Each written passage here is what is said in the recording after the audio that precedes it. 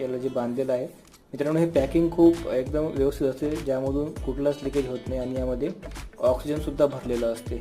त्यामुळे 4 ते 5 तासापर्यंत मासे सर्वाईव्ह करू शकतात आणि ट्रान्सपोर्ट करताना काही मासे मरतातसुद्धा, तर ते मेलेले मासेसुद्धा बाहेर काढायचे असतात. तर आता मी पहिली बॅच सोडली आहे आणि आता हळूहळू मासे या आपल्या मिनी फिश पॉन्डमध्ये टाकत आहे.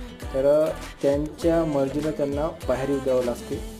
तर ते हळूहळू मासे आता बाहेर येत आहेत आणि आपण बघू शकता एकदम ॲक्टिव्ह असे मासे आहेत. सध्या ते बोटाच्या साईजचे आहेत, फिंगरलिंग आहेत. आता दुसरी पण बॅग मी ओपन करतो आणि त्यामधले मासे आपल्या फिश पॉन्डमध्ये सोडतो. तर मित्रांनो, जर आपण या फिश पॉन्डमध्ये मासे सोडण्याच्या आधी पोटॅशियम परमॅंगनेटचा वापर केला, त्यामध्ये बुडवून जर मासे आपण पॉन्डमध्ये